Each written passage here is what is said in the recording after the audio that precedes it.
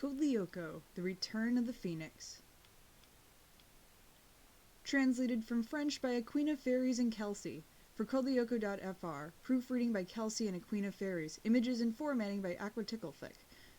Tonight it will be 10 years since I first met her, and I've decided the time has come to tell our story, to reveal the incredible facts that we witnessed together, Yumi Ishiyama, Ulrich Stern, Ad de la Robia, and myself, Jeremy Belpois, and Aelita, naturally.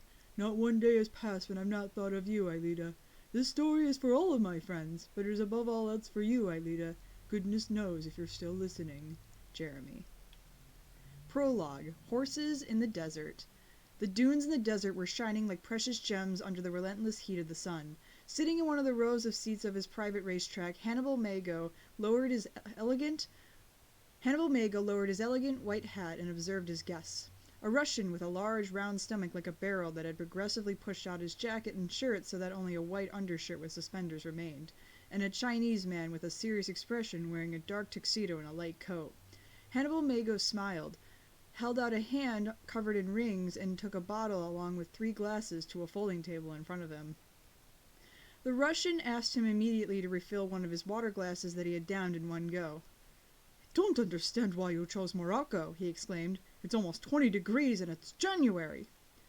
"In my humble opinion," murmured the Chinese man coldly, "in this season, Morocco is much preferable to Russia. Furthermore, we came here to talk business. This isn't a holiday."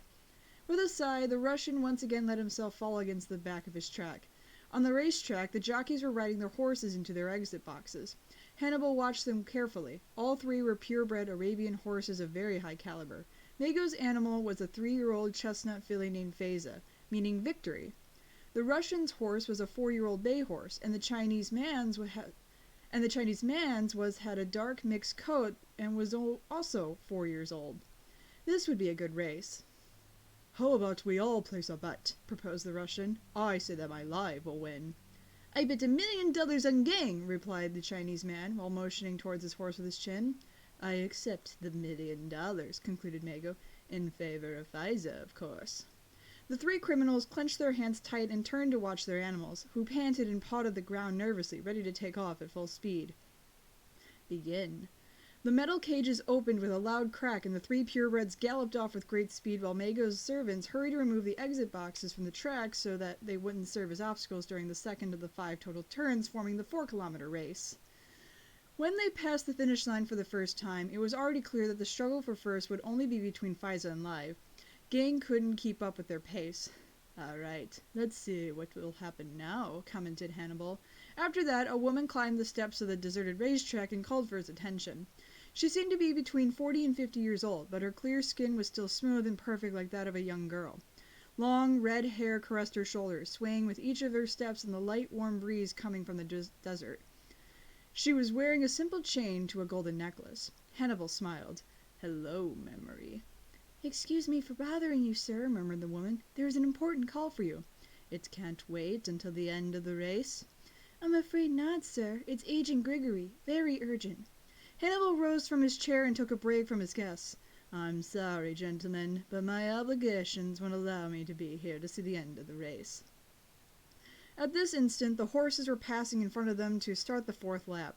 Live was in the lead with a solid advance, and Faiza was following him as close as she could, even though she seemed to be running out of strength, while Gang was hobbling along far behind. "With all due respect, we already know who the winner will be," the Russian responded with a kind smile. Hannibal smiled also, although it was a smile that was totally different. In a livid manner, he drew an enormous pistol hidden under his jacket and fired 2 shots one after the other. Live whinnied and lost speed, losing his footing while the jockey spurred him on in vain without understanding what had happened. On one of the horse's hips, a clump of red hair soaked with blood could be seen. Behind him, Gang stopped too and looked confused toward the seating area. During this time, Faiza had caught up in the race. When the 5th lap began, her 2 adversaries were faltering, uncertain of their steps. Now Live and Gang fell on the track, throwing off their jockeys who rolled into the sand. "You killed them!" cried the Russian while jumping to his feet. "I only put them to sleep," corrected Mago. "The dose was maybe a bit excessive, but when they wake up, they will be better than ever." He took Memory by the arm.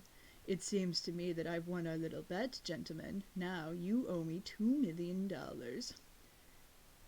"It's never bad to give a helping hand." It's never bad to give a helping hand, he added with a teasing pout while leaving with the woman. Hannibal followed Memory inside the enormous manor that stood just behind the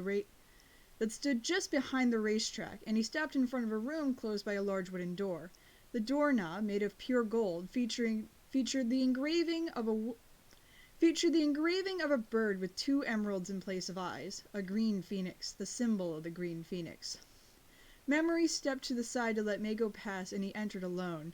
He went up to the desk in the center of the room on which there was a large, extra-thin monitor. The sharp face of his agent, Grigory Nictopoulos, filled the screen. Hannibal Mago pressed over a button he had under the table to activate a program to mask his voice. I hope for your own well-being that this is really urgent. He crossed his arms in front of his face, causing most of the rings he was wearing to clink against each other. Yes, sir, it is, answered Grigory. The kids brought one of their friends to the place where the supercomputer was located. Hannibal leaned towards the screen. Grigory had his attention from then on. And so?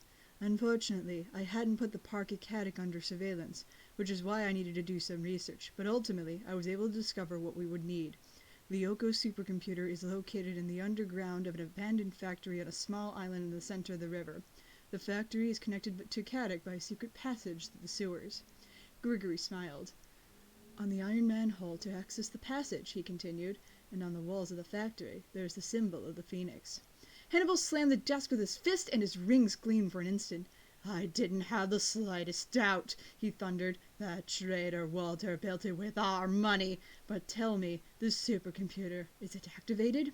No, sir. Do you want me to activate it? Hannibal rose from his seat and shook his head. Don't even think about it. Instead, prepare me a warm welcome, Grigory. I'm leaving immediately. Hannibal shut off the computer with an impatient motion of his hand. He should send away his guests, and quick. From now on, he had much more important things to deal with.